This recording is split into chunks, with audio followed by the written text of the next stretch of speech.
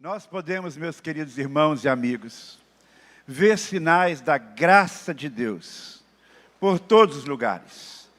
Quando nós olhamos uma pequena criança perfeita, um bebezinho, nós vemos ali uma manifestação da graça de Deus, porque Deus não dá crianças perfeitas apenas para os seus servos que são fiéis. Quando nós olhamos o mundo ao redor, contemplamos uma linda paisagem, quando mesmo uma pessoa que definitivamente não é de boa índole, que faz mais coisas ruins do que boas nesta vida, e está desfrutando um lindo lugar, num paraíso, num lugar maravilhoso, nós temos aí uma demonstração da graça de Deus, porque graça é favor imerecido. Quando nós sabemos que Deus proveu o sustento para tantas pessoas na face da terra, que Ele faz o sol brilhar sobre bons e maus, derrama a sua chuva sobre justos e injustos, nós temos aí mais uma manifestação da graça de Deus. Por todos os lados que olharmos, perceberemos sinais da graça do Senhor. Mas o principal sinal, mais do que o sinal, a principal manifestação da graça de Deus, nós vamos encontrar olhando para a cruz. Quando nós olhamos para o Monte do Calvário, nós vemos ali claramente a graça de Deus. Mas será que acontece assim com todas as pessoas? Será que todas as pessoas olhando para Jesus Cristo crucificado, vê ali a manifestação da graça de Deus? Aquelas pessoas que tiveram a oportunidade de estar ao pé da cruz, acompanhando os últimos momentos de Jesus, como elas reagiram? Aquela manifestação tão palpável, tão tangível da graça de Deus. Curiosamente, nem todas elas reagiram da mesma maneira. Não foram reações homogêneas. E nós vamos ler então o registro da Sagrada Escritura, segundo o Evangelho de Mateus, no capítulo 23.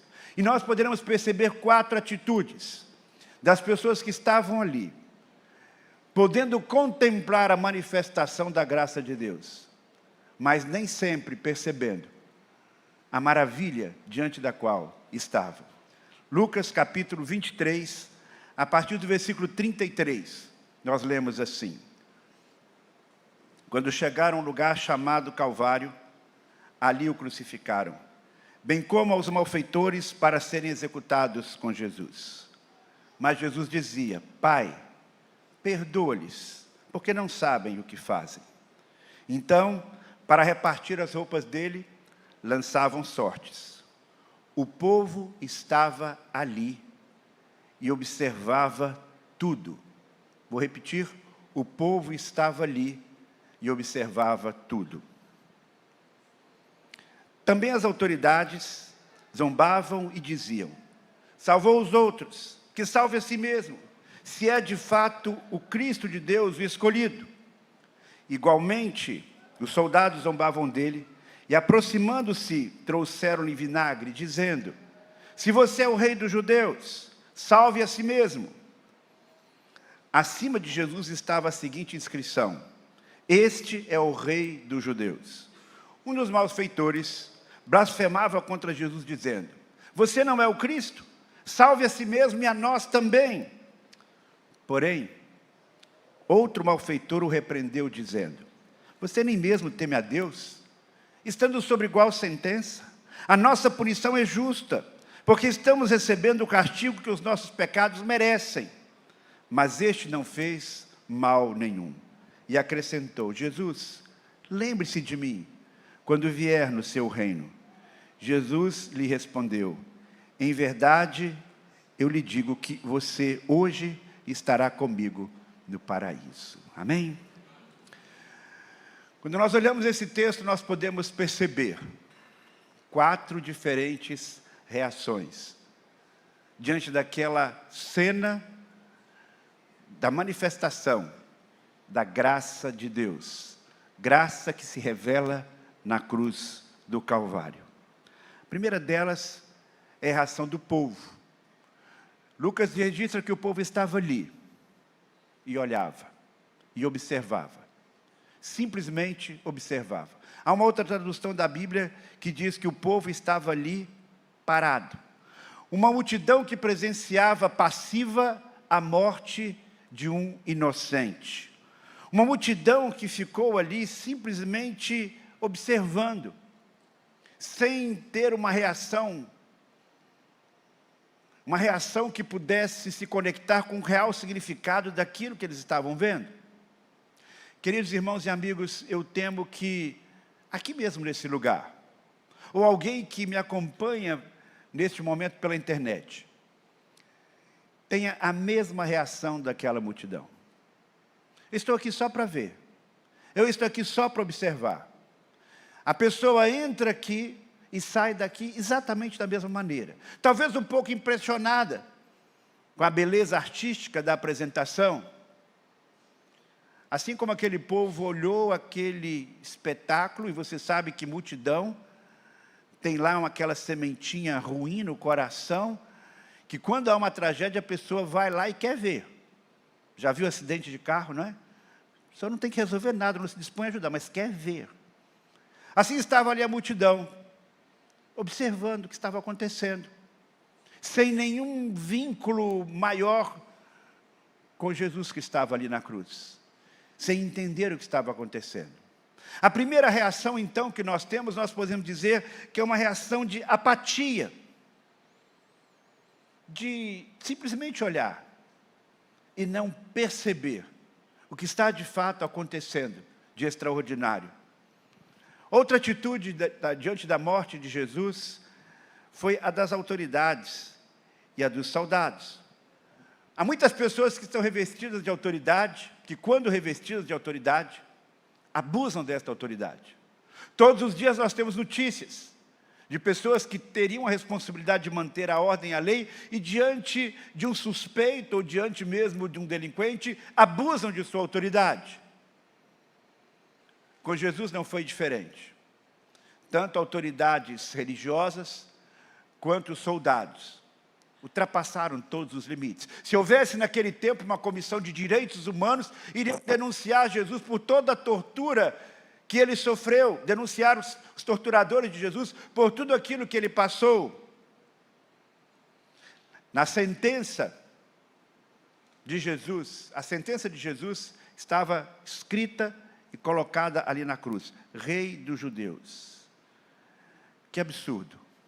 Ser condenado por uma rebelião política, sem nunca ter pego numa arma para atacar ninguém. Nunca temos na boca de Jesus, palavras de convocação contra o governo de Roma, ainda que fosse um governo ditatorial. Mas as pessoas zombavam de Jesus, estes soldados, estes líderes religiosos, duvidando de quem ele era, praticando bullying no seu mais alto grau. Você não é o Messias? Comece salvando a si mesmo. Como é que você é um Messias e está aí sendo crucificado nesta condição? A graça de Deus estava ali estampada. A salvação disponibilizada por meio da morte de um homem justo. Mas eles não percebiam isso, porque a atitude deles era de uma zombaria descrente. No dia de hoje, muitas pessoas, quando veem a fé de uma pessoa piedosa, quando vê a manifestação da graça de Deus transformando a vida de alguém, tem essa mesma atitude. Olha só quem ele pensa que é. Olha só, quer ser o bonzão.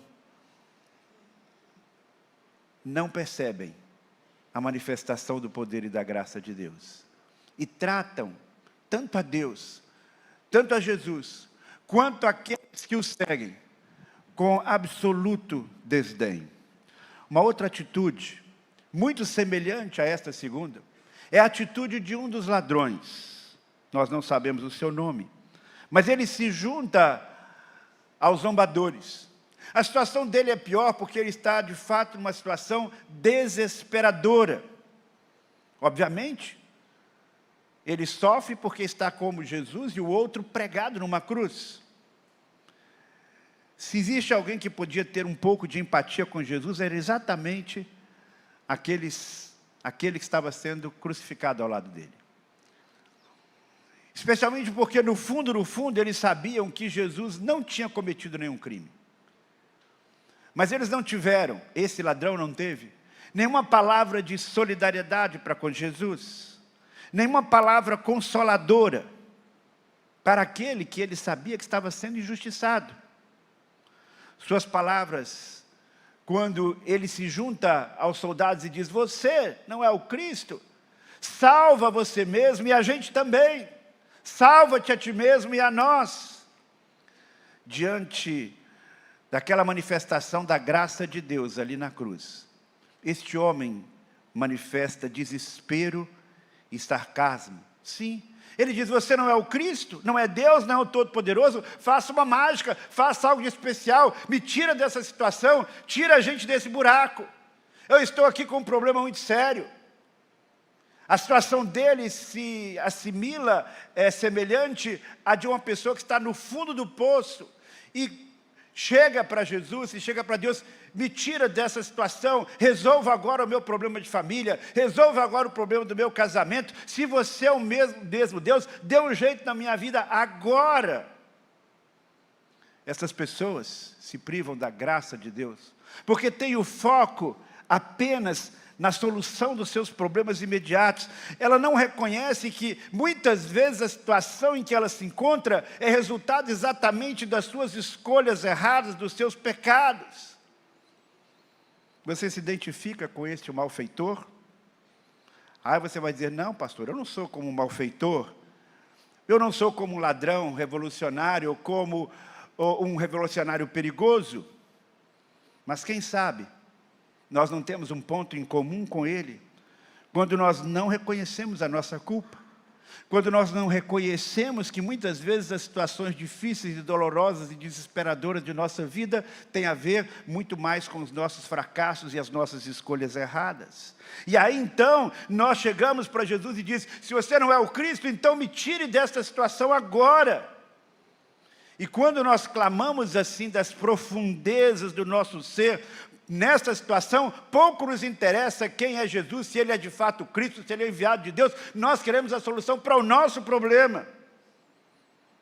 Diante da graça, que nos perdoa e nos transforma, não demonstramos arrependimento e não conseguimos reconhecer quem é o Filho de Deus. Esta é a situação de muitas pessoas. Esta é a sua situação. Mas o outro ladrão, que alguns chamam de o bom ladrão, que de bom ladrão não tem nada, porque se fosse bom não estava lá na cruz. Esse outro ladrão, ele tem uma atitude diferente. Ele repreende aquele primeiro, e ele diz exatamente o seguinte: você nem mesmo teme a Deus, estando sob igual sentença? A nossa punição é justa, porque estamos recebendo o castigo que os nossos atos merecem, mas este não fez mal nenhum. Esta atitude, meus queridos amigos e irmãos, é a outra atitude que podemos e devemos ter diante da cruz, diante da graça de Deus. Aquele homem não nega a sua culpa. Ele não fica lá dizendo: eu estou aqui sendo crucificado, mas eu sou inocente. Não, ele não diz isso. Pelo contrário, ele de forma corajosa assume a sua responsabilidade pessoal. Diante do Cristo crucificado, ele vê claramente a sua situação. Eu estou aqui por minha culpa, eu estou aqui porque eu mereço, não há o que protestar, esse é o meu fim, sou o culpado. Mas Jesus não, ele não está aqui pelo mesmo motivo que eu estou, e que esse outro está também. E ele se dirige a Jesus, e ele faz só um pedido: Senhor, quando entrares no teu reino, quando vieres com o teu reino, lembre-se de mim. E diante desses que estão reagindo à crucificação de Jesus, somente esse recebe uma resposta direta de Jesus. Jesus não dá uma resposta para a multidão, Jesus não dá uma resposta para os soldados, Jesus não responde à acusação do outro ladrão, mas a este que é capaz de reconhecer quem é Jesus. Jesus se vira e com seu olhar amoroso diz: hoje mesmo você vai estar comigo no paraíso. O que quer dizer isso? 24 horas? Como se Jesus vai permanecer as próximas 24 horas ali na tumba? O paraíso de que ele está falando é algo que vai acontecer, ou é um lugar onde ele vai esperar o julgamento final? A Bíblia não dá todos esses detalhes. E essas não são as perguntas mais importantes. O mais importante aqui é a resposta de Jesus. Você está perdoado. Você, nesse momento, está se apropriando da graça do Pai. Ele reconheceu a sua culpa. E ele jogou em Jesus toda a sua confiança. Nós estamos aqui falando sobre a graça, estamos cantando sobre a graça. Mas muitas vezes a graça não chega à sua vida, porque você mesmo coloca um obstáculo. Como uma multidão apática, como soldados zombadores, com o sarcasmo e a desconfiança e a falta de arrependimento de um soldado. Mas a sua atitude, a atitude de cada um de nós pode ser diferente. O que Deus espera é apenas isso, um reconhecimento da nossa condição existencial, somos pecadores, e uma confiança, uma percepção de quem é Jesus, o Filho de Deus, aquele que manifesta de forma plena a graça de Deus. E esta graça pode chegar efetivamente à sua vida nesta noite, diante desta atitude de reconhecimento de sua culpa e da fé em Jesus Cristo. Qual está sendo a sua reação? Como disse há pouco, você pode entrar e sair daqui do mesmo jeito, como uma multidão que foi ali só para observar o que estava acontecendo. Talvez não tenha aqui alguém que haja como soldados, porque quem age como soldados talvez esteja mais distante, talvez esteja em outro lugar rindo daqueles que estão aqui. Talvez alguém esteja aqui interessado apenas em resolver os seus problemas pessoais e busca a Deus simplesmente numa expectativa tão pequena, quando o que Deus tem para lhe oferecer é algo muito maior. Mas se você de fato quer receber o maior presente de Deus, a salvação eterna, quer se apropriar da maior manifestação da graça de Deus, deixe de lado o orgulho, arrependa-se dos seus pecados e coloque a sua fé em Jesus, reconhecendo como Messias prometido, o Cordeiro de Deus, o Salvador do mundo. Feche seus olhos agora. Faça um exame pessoal e observe como você tem se posicionado diante da cruz, dessa manifestação extraordinária da graça de Deus. E se porventura eu estou falando aqui a alguém que ainda não depositou de todo o seu coração a fé em Jesus. Se eu estou falando aqui a alguém que não tem certeza de sua salvação, porque ainda não se arrependeu verdadeiramente dos seus pecados, e começou uma nova jornada de fé, eu quero convidar você agora a tomar esta decisão. Quero convidar você a se apropriar da graça de Deus, a reagir como aquele soldado que estava ali, como aquele malfeitor que estava ali na cruz. Ele não fez nada de bom para receber a bênção da salvação. Ele apenas declarou: eu creio que o Senhor é o Rei. Eu creio naquilo que o Senhor está dizendo acerca de si mesmo. Lembra-te de mim quando entrares no teu reino. Se você reconhece Jesus como Rei, e você quer que Ele seja o Senhor da sua vida, faça agora esta oração. Diga: Deus, eu reconheço que sou um pecador, mesmo não tendo cometido tudo aquilo que um ladrão crucificado cometeu, mas eu reconheço a minha condição existencial, e eu quero receber a Tua graça na minha vida de forma plena, e por isso eu coloco a minha fé em Jesus, como meu único e suficiente Salvador, e é no nome dEle que eu oro, amém.